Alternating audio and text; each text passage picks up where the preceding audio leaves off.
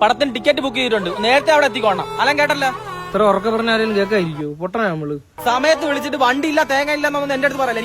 ഇവ ആരുടെ ഇവൻ? അല്ല എനിക്ക് അറിയാമെന്ന് ചോദിക്കുകയാണ്. ഇവ നിങ്ങൾക്ക് ദിവസം വീട്ടിൽ ചോറ് ഇറക്കി തരുമോ കലത്തില് ഇങ്ങനെ ബഹുമാനിക്കാൻ? ഈ സമയത്ത് നമ്മള് പടത്തിന് വരാനല്ലോ പറയുന്ന. എന്താ എന്തേലും സംശയം ഉണ്ടാ? ഓ കുറച്ച് മാത്സിന്റെ ഇക്വേഷൻ സോൾവ് ചെയ്യണ്ടെങ്കിൽ വിളിയവനെ. വിനായക് നീ രാഹുലിന്റെ ബാറ്റ് എടുത്തായിരുന്ന? ബാറ്റും മറന്ന്.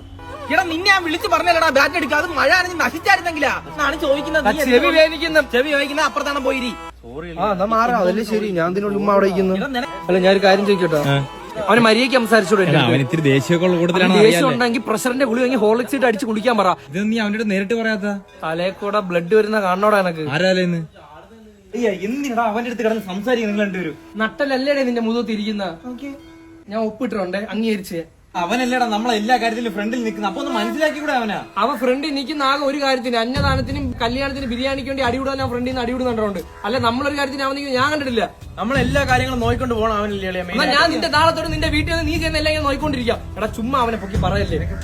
അവനായിട്ട് മനസ്സിലാക്കണം നീയൊക്കെ. എല്ലാവരും വന്ന പ്രശ്നങ്ങളുള്ളൂ. എല്ലിയാ എടാ നീ എന്തിനാ എന്റെ പെറുത്തപ്പഴും കയറി പിടിക്കുന്നത്? നിനക്ക് ഞാൻ നിന്റെ പെണ്ണുപിള്ളേ കുറെ നാളോട് ഞാൻ നിന്റെ അടുത്ത് പറഞ്ഞിട്ടുണ്ട്. എന്നെ പിടിച്ചു പിടിച്ചിരിക്കാൻ പറ്റും. ഫ്രണ്ടാ എന്റെ. ഇങ്ങോട്ട് വേണ്ട അങ്ങോട്ട്